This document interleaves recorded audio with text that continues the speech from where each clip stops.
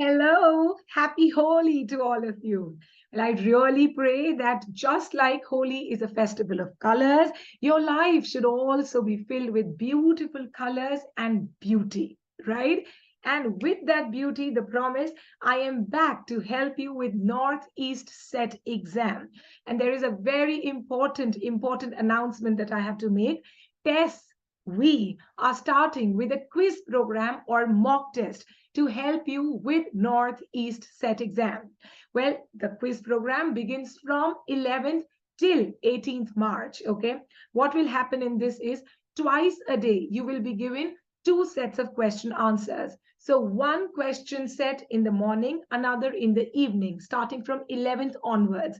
And this will be like the final touch up to the preparation, to the hard work that you have been doing. And let me tell you, I assure you that questions do come from our practice paper that we give you. In fact, so many students tell us that direct questions come from our quiz programs, the past set participants. Okay, so believe me, you should avail this offer because the fee is minimal. It is 299 rupees only. So if you want to start the quiz program with us for Northeast Set, please contact us on 93878 39871. And here I am with 15 question answers to help you with explanation. You will love it. So, shall we begin? Yes, we should. Question number one is true or false. So, four statements are given. You have to tell me whether they are true or false. A. Two Pence Hurst was a masque written by Ben Jonson. Was it a masque? No, no, it is a poem written by Ben Jonson, right? B. The story of the traveler Raphael Hithlode comprises book one of Thomas More's Utopia. Is it true? Of course it is. Raphael tells us about his past experiences in England, about his journeys. Of course, it continues to book two as well. But yes, book one also talks about Raphael Hithlode's travels. So B is true. C. Edmund Spenser's Fairy Queen eulogized Queen Elizabeth I in the character of Gloriana. Eulogized means highly praised. Is it true? Of course it is. Edmund Spenser himself said that his aim of writing Fairy Queen is to glorify England as well as Queen Elizabeth I. So C is true. D. The first folio of Shakespeare's works appeared in 1619, not 1619, 1623. So D is false. So let's move on to the codes. Can you see which one it should be? It should be option B. False, true, true, false. Okay. Now, Two Pence Hurst, you know, by Ben Jonson, he has used personification here, and he actually talks about a wealthy family by describing their country estate. That is what Two Pence Hurst poem is all about. So you got it right. Easy. Let's move on to question number two. George Eliot's attempt to write a historical novel of the Italian Renaissance was not successful. Which was the novel? A. Adam Bede, B. Felix Holt, C. Silas Marner, or D. Romola? Say, do you know it? Of course you do. It is option D, Romola. And look at George Eliot on the screen. Of course, George Eliot is not a boy. She is a girl. Her real name is Mary Ann Evans, lived from 1819 to 1880. Well, George or Mary, she developed the psychological analysis of her character. And if I talk about Romola, this is a it's a novel based on true historical facts. It speaks about Italian Renaissance in the city of Florence. Okay. Abhi Romola, initially was published in 14 parts, but later it was published as a trilogy, which means in three books from 1862 to 1863. Right? And look here, the cover of Romola by George Eliot, author of all these works, okay, in 3 volumes, and this is volume 1. Easy. Question number 3. The old order changeth, yielding place to new, and God fulfills himself in many ways. In which of the poems do these lines appear?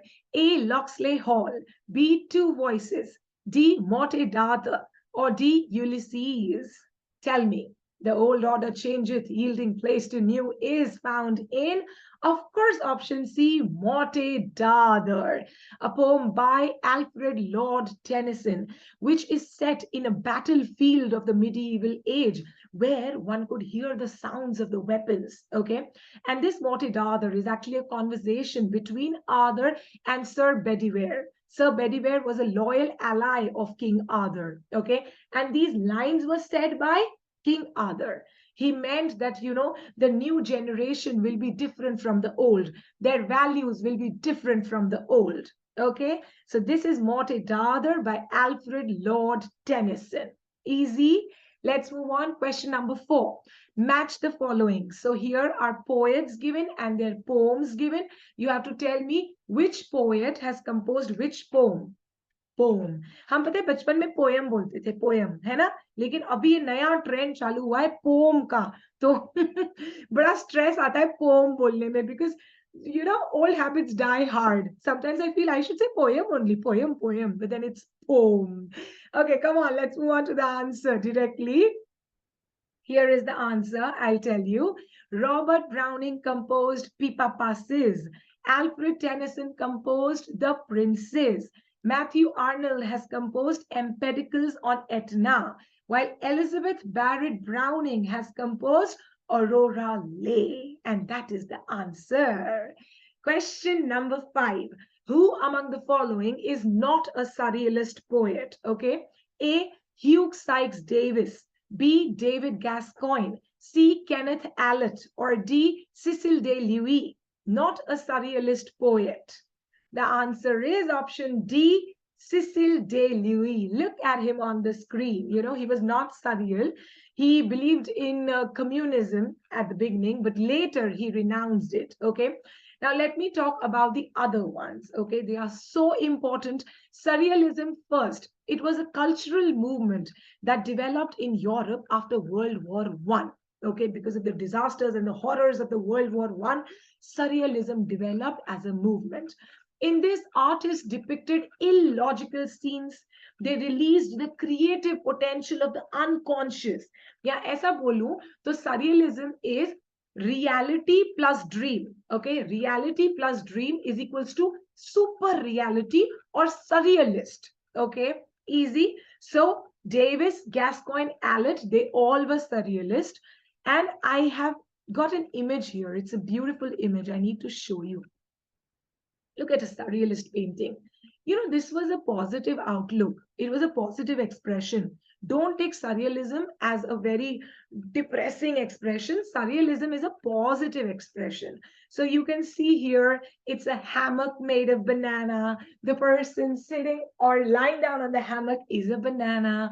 The person giving jhula to banana is a banana. This is a surrealist painting. Did you get it? Okay. Let's move on to question number 6. Samuel Beckett's trilogy, published together in London in 1959 under the English title is A. More Pricks Than Kicks, Murphy, Molloy. क्या ये 3 books form करती हैं Samuel Beckett की trilogy को? बताइए. Option B, Molloy, Melondize, and the Unnameable. Option C, Molloy, Murphy, or Melondize. And option D, the Unnameable, More Pricks Than Kicks, or Murphy. कौन सी 3 books हैं which form the part of Samuel Beckett's 1959 trilogy? I'll show you. Look at the book. It is Molloy, Melondize, and the Unnameable. So the correct answer is option B. The photo is actually of Samuel Beckett. Beckett, was an Irish novelist who lived from 1906 to 1989. Now, this trilogy is basically of his narrative prose works, okay? And here, Beckett has spoken of the problems of human identity from the inside, okay? Problems that humans face from the inside, the identity crisis that they face. This is what is Samuel Beckett's trilogy, 1959, Molloy, Melondize, the Unnameable. Easy. Question number 7. Who among the following is not an American modernist poet? A. William Carlos Williams. B. Ezra Pound. C. William Ellery Channing the Younger. or D, Marian Moore, who is not an American modernist poet? It is option C, William Ellery Channing the Younger. You know, he was a transcendental poet. He lived from 1817 to 1901. Okay? Abhi, we should talk about modernism. It was a literary period from early 1900 to 1940s.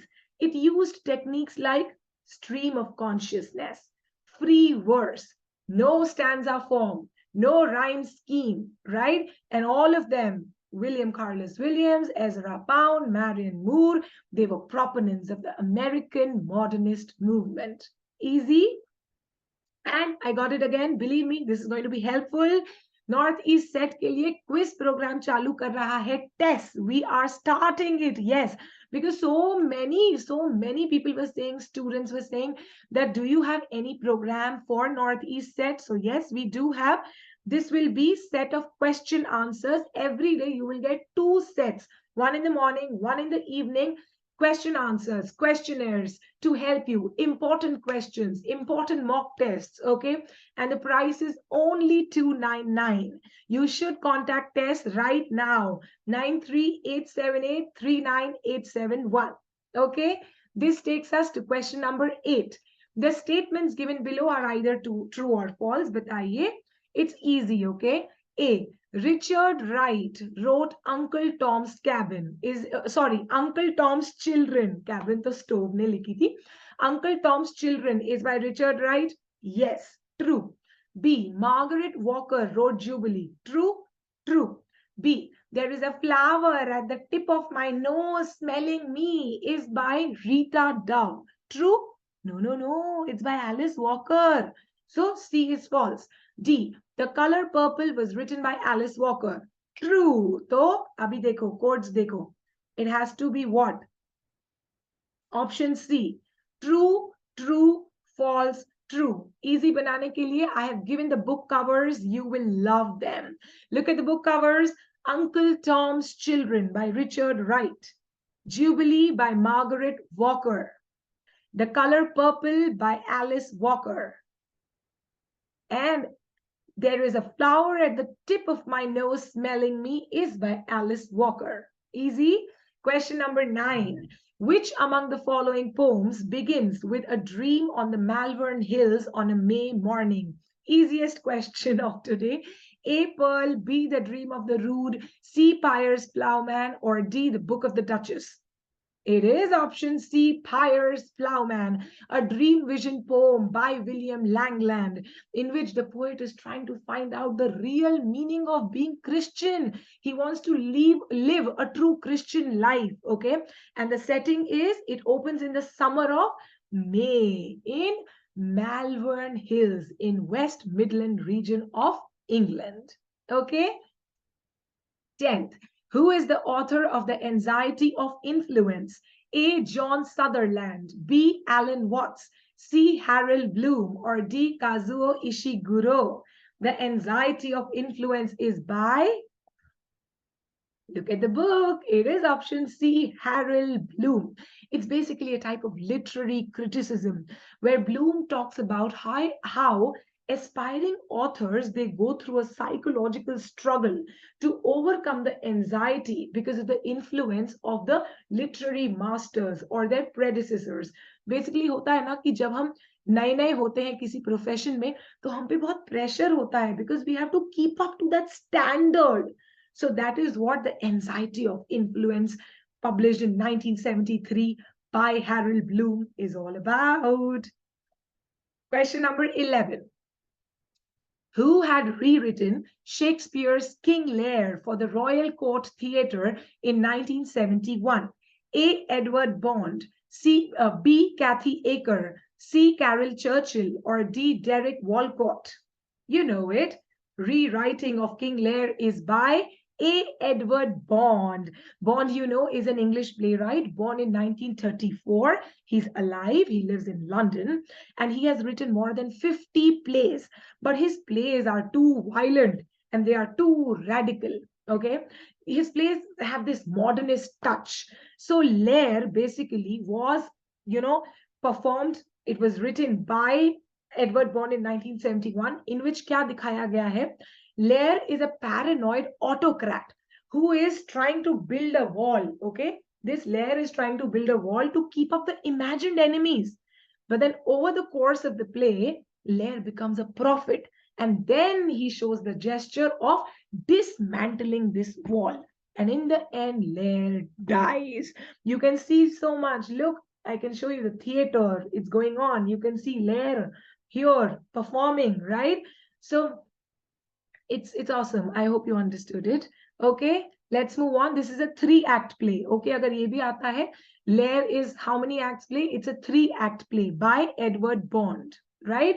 Let's move on. Oh, this is Edward Bond, old and very, very experienced, right?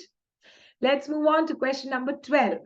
Assertion or reason aa gaya. Listen to it carefully. It's very easy. Bas thoda na dimag zyada lagana padta hai because you have to think. Assertion. Joseph Addison's aim in The Spectator was to enliven morality with wit and to temper wit with morality. Is it true? It is true. Come on, The Spectator, you know, was a periodical which was published in London every day from 1711 to, I'll tell you, so from 1711 to 1712, okay, it was published daily. And you know it that Addison and Steele, they were behind The Spectator, right? So, of course, they said the aim of Spectator was to enliven morality with wit and to temper wit with morality. So, assertion is true. Now, look at the reason. Periodical essays had a tendency to criticize the intrigues and scandals of the contemporary court culture. No, no, no, not court culture. They criticize the contemporary society and conventions. So reason is false. So kya ho gaya apna answer? Can you tell me? C, assertion is true, but reason is false. So with this, I've got one more assertion reason. Okay, listen to the assertion. The future of poetry, according to Matthew Arnold, is immense. Of course it is. Reason. Poetry attaches its emotions to the idea. Of course. So both assertion and reason are true. See, Matthew Arnold spoke about poetry in his work, The Study of Poetry. Matthew Arnold, you know, is called as the father of modern literary criticism. He lived from 1822 to 1888. And he believed that mankind will turn to poetry to interpret life, to console us, and to sustain us. He believed poetry to be pure. Okay, so both assertion and reason are true. A is the correct option. Let's move on to question number 14. Identify the correct group of playhouses in the late 16th century London from the following groups. Here, many playhouses or theaters names are given. You have to tell me which is the correct one. Which are the correct names of playhouses? Read them. I'll tell you the answer. It is option A, Curtain, Rose, Swan, Globe, Hope. Well, you know it, right? Playhouses actually were theaters in 16th century London, and they were of two types. First, public and another private. Public playhouses were called as amphitheaters, while private were called as halls, okay? And these were very important playhouses. Remember them. Curtain, Rose, Swan, Globe, Hope. Option A. And this takes us to the last question of the day. The Prelude, although begun as early as 1799 and finished in its first version in 1805, was not published until A, 1815, B, 1820, C, 1830, or D, 1850. Tell me. It is option D, 1850, and I have given you the complete title of the work. It says The Prelude or the Growth of a Poet's Mind, an autobiographical poem. This is by William Wordsworth in blank verse. Now I have to tell you, Wordsworth began writing the Prelude when he was 28. He continued writing it throughout his life. He did not give any name to this work. He simply called it poem. Only after his death, 3 months after his death, this work was published, okay? And the title was given by his widow, Mary. Easy, easy. And we are done. Northeast said, practice test. right? And I told you we're starting with important question answers. We're starting with this beautiful quiz program from 11th March. You should call Tess on this number 93878 39871. You will get sets of question answers every day, morning and evening, and they will help you with the preparation. Okay, theory पढ़ते हैं, उसके बाद practically जब question answers करते हैं, so it is awesome. And these quiz programs have helped the previous set aspirants. Okay, so and the course comes for 299 only. That is all I have to tell you. और होली खेली अभी तो देखो बहुत जगह आज होली खेली है, बहुत जगह कल होली खेलेंगे. So where I stay, tomorrow we will play Holi, and today is Holika Dahan. Okay, so I better get going. You also better get going. All the best for your exam. Love you, and all the best from Team Test. Bye bye.